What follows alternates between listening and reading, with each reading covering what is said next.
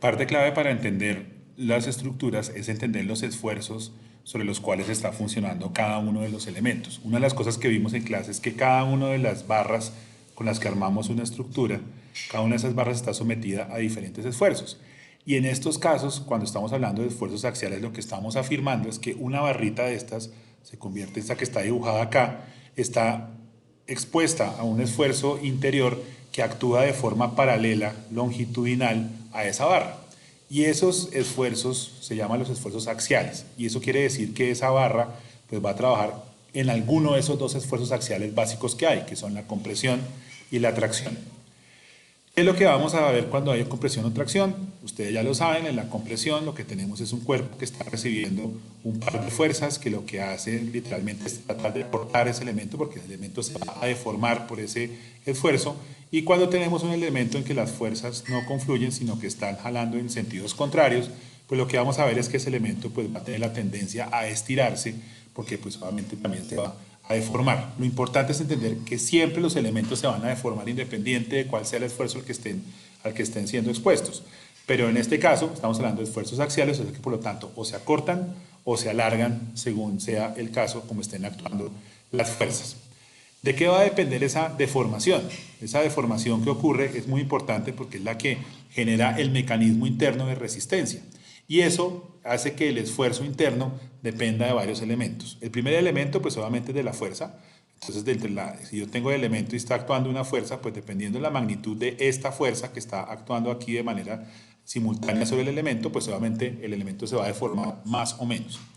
El otro elemento que es importante es el módulo de elasticidad. ¿Eso qué quiere decir? Que cada material en la naturaleza tiene un módulo de elasticidad completamente diferente. El módulo de Young, que es el nombre que tiene ese, hace que determina cuáles elementos se deforman más y cuáles se deforman menos. Y eso nos lleva a entender que hay una gráfica que seguramente ustedes ya conocen, que es la gráfica de esfuerzo-deformación, donde aquí está esfuerzo y aquí está la deformación. Entonces uno descubre que hay materiales tremendamente flexibles, tremendamente elásticos, como este que está dibujado acá, en el que con muy poquito esfuerzo se logran grandes deformaciones, ¿cierto? Y hay materiales tremendamente rígidos en los cuales hay que hacer mucho esfuerzo para lograr una deformación mínima. Entonces, eso se vuelve determinante para saber de qué tamaño es esa deformación, ese módulo de Young. Lo otro que se vuelve importante es la sección, saber cuál es la sección transversal del elemento. Si tenemos un caucho, por ejemplo, piensen en un caucho de juguete, el cauchito de juguete es delgadito y fácilmente yo puedo jalarlo y se deforma muchísimo. Pero ahora piensen en un caucho que no sea de 2 milímetros de sección, sino que sea un caucho de 10 centímetros de sección. Y trate de jalarlo a ver si puede estirar. Seguramente no van a poderlo estirar, porque precisamente al haber una sección mucho mayor, pues claramente el material no se va a deformar excesivamente. Y finalmente, pues el tema de la longitud del elemento. Los elementos más largos pues tienen la tendencia a deformarse mucho más fácil. Entonces, en resumen, lo que decimos es que a mayor módulo de Young, o sea, entre más grande sea el módulo de Young, si me devuelvo acá, entre más grande sea la pendiente, ¿cierto? Esta pendiente que tiene en esta gráfica, entre más grande sea la pendiente del material, pues obviamente vamos a tener deformaciones menores. Cuando tenemos grandes áreas también se reduce la deformación, esto es importante, o sea, cuando trabajamos con materiales que tienen un módulo de Young alto y trabajamos con secciones grandes, pues obviamente vamos a tener estructuras que se deforman mucho menos.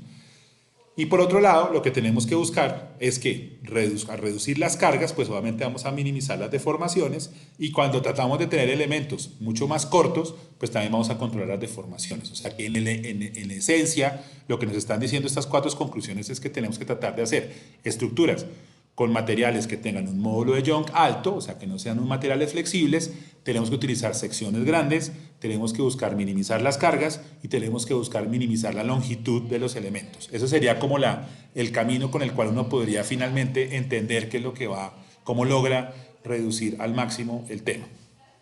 Finalmente, cuando hablamos de esfuerzos axiales, finalmente estamos al frente de entender de nuevo una vez más la fórmula que tiene que ver con el esfuerzo, independiente que sea tracción o compresión. Finalmente, eso es un tema que se vuelve un signo cuando se están sumando esfuerzos en una estructura. Lo clave de volver a recordar es la relación de dónde sale la fórmula de sigma, que es esfuerzo, que es carga dividido entre área. ¿Y eso qué quiere decir? Es muy fácil de entenderlo con un ejemplo rápido. Si yo tengo un material que tiene esta sección y otro elemento del mismo material que tiene esta sección, ¿cierto? Y a ambos estamos aplicándoles exactamente la misma carga, la carga P, pero el área es diferente, ¿cierto? Y el material es el mismo.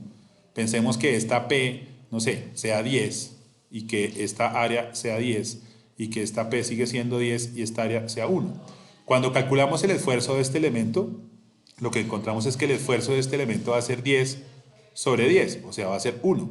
En cambio aquí, el esfuerzo de esta va a ser 10 dividido 1, o sea, 10. Entonces miren cómo simplemente a partir de comprender el tema de la sección, del área de la sección, empezamos a entender que los esfuerzos cambian radicalmente. Entonces, en la medida que yo tenga mayor área, pues vamos a reducir el esfuerzo interno que va a estar haciendo el elemento estructural. Y esa es una lección importante para ustedes en el tema de estructuras. En este punto, pues uno tiene que decir, bueno, ¿y qué hago con esos esfuerzos? Pues son esos esfuerzos nos lleva a pensar en los tipos estructurales. ¿Cuáles son los tipos estructurales que tienen la capacidad de tomar las cargas externas, o sea, las fuerzas que están actuando sobre la estructura, y transmitirlas a los apoyos por medio de esos esfuerzos axiales? ¿Qué quiere decir eso? Pensemos en la estructura más sencilla, en un cable. Un cable que está colgado entre dos puntos, ¿cierto? Acá está el borde de un abismo y aquí el borde de otro abismo, ¿cierto? Y aquí hay personas. Yo cuelgo este cable. Finalmente lo que tengo que lograr, lo que me está diciendo esto, es que si yo llego a aplicar una carga aquí, una carga en este punto, tengo que lograr que esta carga de aquí llegue hasta aquí y llegue hasta acá, ¿cierto? Entonces, ¿cómo va a ser para transmitirse esa carga? Pues se va a transmitir a partir de un esfuerzo interno en el que las partículas van a empezarse a transmitir las cargas, en este caso, las cargas asociadas a un esfuerzo interno de tracción, y a través de ese esfuerzo de tracción, la carga va a llegar aquí al otro punto, ¿cierto? Entonces, eso es lo que nos está hablando esta diapositiva, de cómo los esfuerzos axiales, como en este caso, la tracción, puede transmitir una carga que se aplica aquí, la puede transmitir y llevarla hasta el apoyo correspondiente. ¿Bien? Entonces, aparece este concepto que son las estructuras funiculares. Las estructuras funiculares en ingeniería son aquellas estructuras que la forma responde a las cargas aplicadas. ¿Qué quiere decir eso? En el caso de un cable, el cable tiene una forma claramente funicular, ¿cierto? Su forma, la deformación que tiene, como la carga está uniformemente repartida porque es su peso propio, se deforma generando una cosa de estas que se llama una catenaria o que se llama un funicular. Pero también es funicular un arco que tenga forma antifunicular, o sea, que sea exactamente esta misma forma, pero volteada. ¿Sí? Acá también estoy logrando transmitir por pura compresión, o sea, por un esfuerzo axial de compresión, transmitir esta carga hasta llevarla aquí al apoyo. Así como aquí, una carga que yo pongo aquí se transmite a través del esfuerzo de tracción hasta llegar a los apoyos. ¿Bien? Entonces, lo importante es entender eso. Y de ahí, pues obviamente ya se deriva pues, el primer tipo estructural, pues que son los cables catenarios. Los cables catenarios precisamente pues tienen esa deformación de catenaria, que es la forma funicular, que es pues, la curva que adopta la cadena simplemente por su peso propio. Y en ese caso, cuando empezamos a entender esos cables, descubrimos que pues además de que trabajan a tracción, vamos a descubrir que los esfuerzos cambian dependiendo de las características geométricas del cable.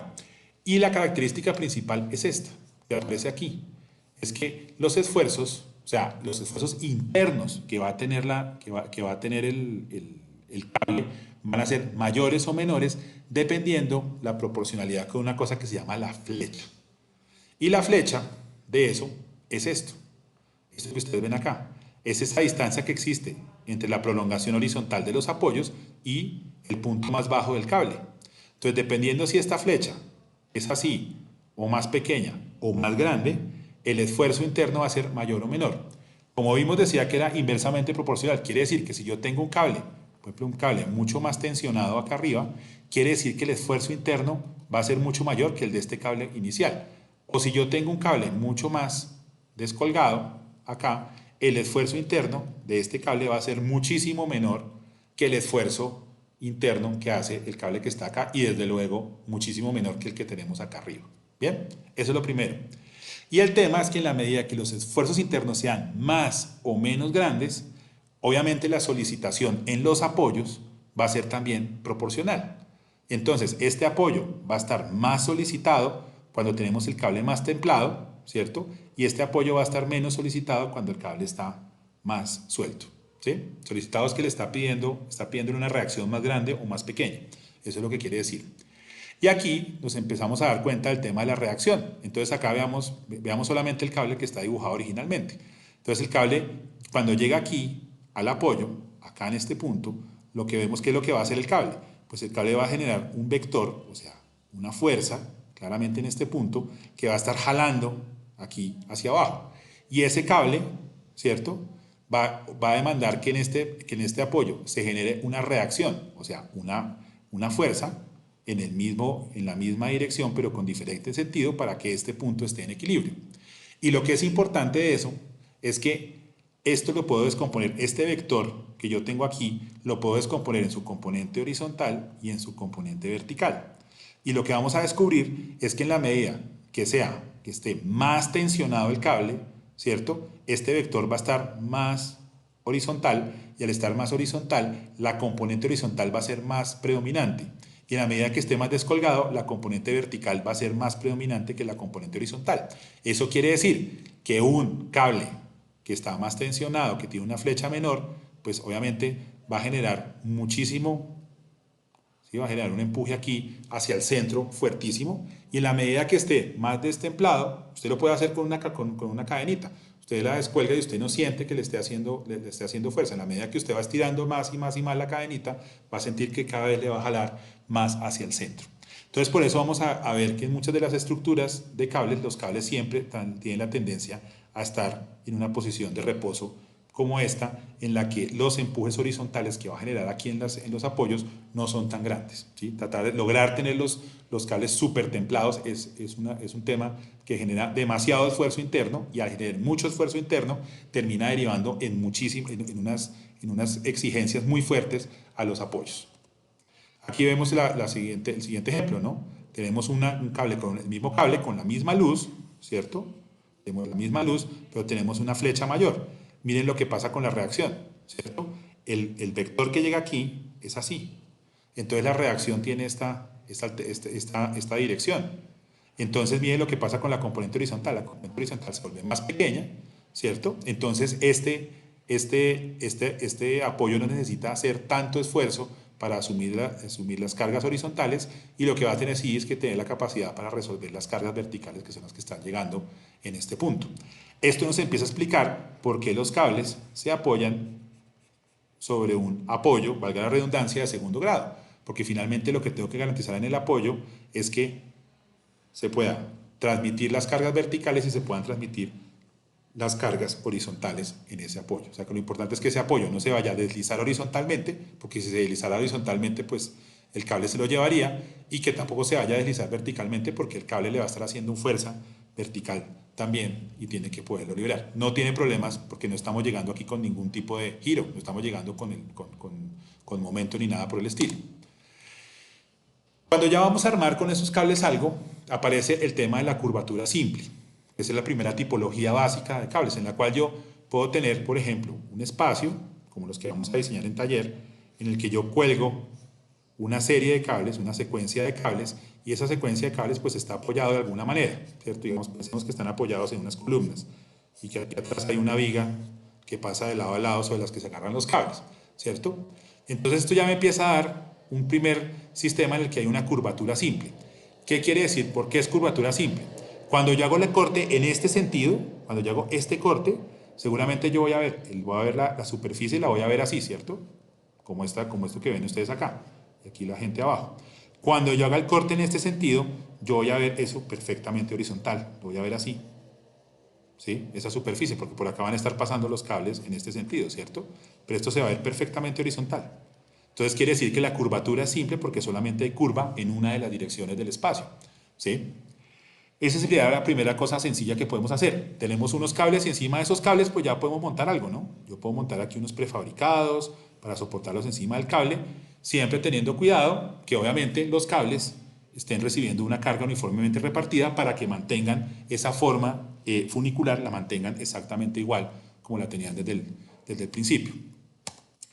Ese es el ejemplo típico, digamos que es un puente colgante. En el puente colgante tenemos un par de pilas, ya sabemos que van a estar tremendamente solicitadas a compresión, compresiones que van a estar solicitando el cable, y este cable se cuelga de aquí hasta aquí, ¿cierto? Y este cable, pues ¿qué es lo que va a pasar? Lo que aprendimos ahora, este cable va a solicitar en este sentido a los apoyos. Entonces, para que el apoyo no se vaya a voltear, ¿qué es lo que pasa? Pues yo necesito otro cable en el otro sentido, ¿cierto? Que solicite en este sentido al apoyo, y entonces ya este apoyo, la sumatoria se vuelve cero, sumatoria igual a cero en estos puntos, y entonces el sistema está en equilibrio. Ahora, ¿dónde agarro el cable? El cable está aquí, y entonces pues acá yo tengo el cable. ¿Qué es lo que va a hacer? Como el cable está a tracción, va a solicitar el apoyo en este sentido. Entonces este apoyo, en este caso un macizo de concreto que está hundido en la tierra, pues tiene que pesar lo suficiente para que esta fuerza que está aquí en este sentido no lo vaya a sacar y no lo vaya a desplazar. Entonces, y eso permanecería todo el sistema en equilibrio. Acá, ¿qué es lo que pasa? ¿Cómo soportan el tablero? Que este tablero, aquí como es aquí en un puente, el tablero por donde pasan los carros o las personas, pues el tablero puede hacer la cubierta de, pues de un edificio, se puede hacer una cubierta de una cancha de básquetbol. Lo que hay son unos pendolones, en este caso, que son estos cables más sencillos, y de esos pendolones se cuelga la losa que tenemos acá, ¿sí? En este caso no estamos colgándole, no estamos apoyando nada encima de los cables, sino que estamos haciendo es descolgando unos cables secundarios, y de los cables secundarios estamos colgando la cubierta. En este caso, pues un tablero en un puente. Aquí está el ejemplo, ahí se ve clarísimo el tablero, se ven los cables, ¿cierto? Aquí ven el cable claramente cómo hace su forma funicular. Aquí sale este cable, que es el que hace que este mástil esté solamente vaya a recibir cargas verticales, ¿cierto? Y aquí este cable, como va a estar jalando para allá, acá hay unos estribos grandotes llenos de material y cosas para que no se vayan a deformar y que estén en capacidad de resistir ese cable para que no se vaya hacia el otro lado. Otro ejemplo es este de Saarinen, en el que tiene unas pilas que claramente son unas pilas que trabajan en voladizo, unas columnas en voladizo que están agarradas acá abajo, ¿cierto? O sea que si yo tratara de hacer el dibujo, pues son unas pilas que son algo como así, ¿cierto? Que están absolutamente empotradas acá y empotradas acá, en este punto. Por eso la sospecha de que esto es mucho más gordo aquí abajo es porque está completamente empotrado, es el sitio donde hay más esfuerzos, ¿sí? Y acá, entre esas dos, está colgado el cable, ¿cierto? Y aquí adentro está la gente, ¿sí? ¿Qué es lo que está pasando acá? Pues este elemento estructural la gravedad le hace dar la vuelta para acá y le hace dar la vuelta para acá y ayuda a equilibrar la solicitación que está haciendo el cable en este sentido, ¿sí? Pero en esencia lo que ustedes ven es una secuencia de cables que van ocurriendo aquí de forma paralela, y sobre esos cables, en este caso, se pueden montar unos prefabricados o se puede fundir una losa de concreto que esté montada encima, siempre y cuando se mantenga la forma funicular y se garantice que las fuerzas, que las cargas están uniformemente repartidas. Y la otra familia de estructuras de cables son las estructuras de doble curvatura, que se llaman, digamos, coloquialmente las formas de silla de montar. El sistema es muy similar, a ver si lo podemos dibujar bien. Yo tengo mis dos, digamos, barras sobre las que yo voy a colgar mis cables. Yo cuelgo los cables de manera paralela, ¿cierto? Hasta ahí la cosa es muy parecida al otro que estábamos viendo. Hay unos cables paralelos. Esos cables paralelos son los que están venciendo la luz. Esos cables que vencen la luz se llaman los cables de suspensión o cables de carga. Esos que están acá son los cables de suspensión. Hasta ahí estamos igualitos a la otra. Pero acá la estabilización se hace a través de otro juego de cables, que son los cables de estabilización. Y los cables de estabilización son los cables que se ponen en el otro sentido, que son estos que ustedes ven acá, que claramente van a distorsionar la forma de los cables de suspensión, y eso va a hacer que la forma de la superficie va a cambiar radicalmente.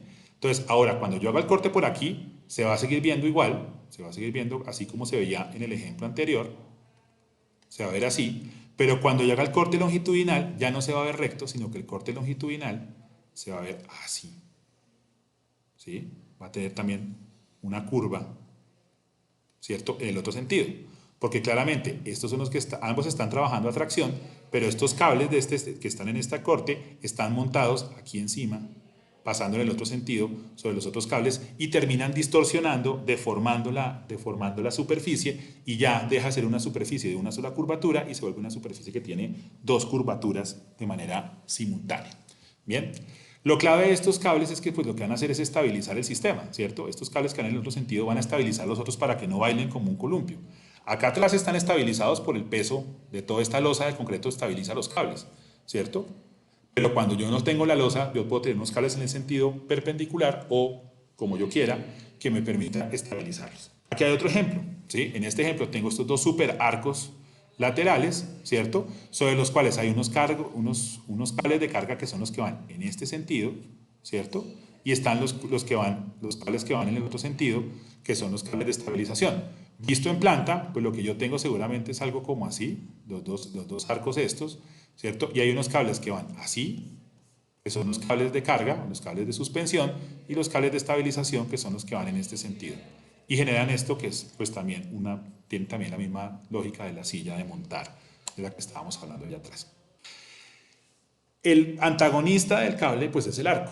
Como lo vimos allá, estructuralmente, pues funciona, todo va a funcionar exactamente igual, pero con el signo en el otro sentido, porque vamos a hablar de un sistema que trabaja a compresión, ¿cierto? Entonces los esfuerzos internos, o sea, el esfuerzo interno que va a hacer a través de la compresión, va a poder trasladar las cargas. Eso quiere decir en un dibujito sencillo que yo voy a tener un elemento que es así, ¿cierto? Que está apoyado acá y está apoyado acá, en este punto, y que cuando yo le hago una carguita acá, esa carga la va a ir transmitiendo a partir de la compresión que hay entre las moléculas aquí por dentro, hasta que llegan aquí, a este punto, ¿sí? Entonces el esfuerzo interno axial de compresión me permite llevar las cargas hasta allá. ¿Cómo funciona un arco? Pues, digamos, en este caso, pues lo que vemos es que tenemos la forma curva, que no necesariamente en este caso es parecida a la de la catenaria, pero es una media circunferencia, pero ahorita más adelante vemos cómo se maneja eso. Pero en esencia lo que tenemos es una serie de piedras que están organizadas. Aquí no hay acero, aquí no hay nada, aquí solamente hay piedra que lo que aguanta es compresión, ¿cierto?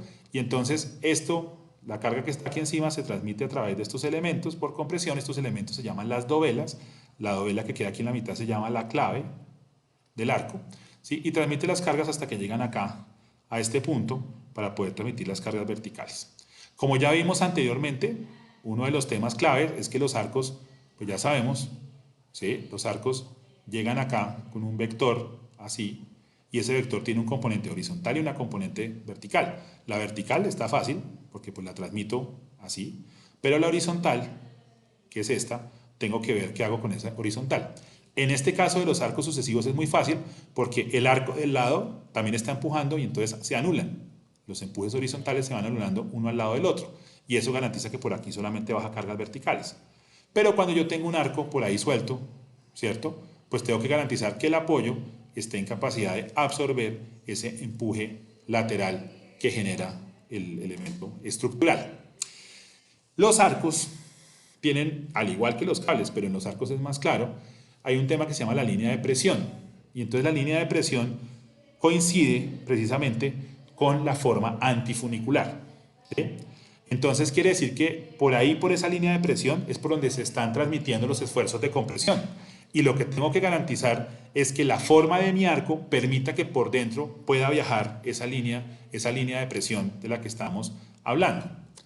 Eso quiere decir que, por ejemplo, en este caso, este arco tiene forma antifunicular, o sea, aquí esta es la misma forma del cable pero volteada. ¿Sí? Aquí debajo, si yo tengo un cable aquí debajo, yo hago el cable y lo volteo y me queda exactamente la misma forma. ¿Sí? ¿Qué es lo que yo tengo que hacer acá? Lo que está pasando es que la línea de presión va perfectamente por la mitad porque este arco tiene la forma antifunicular.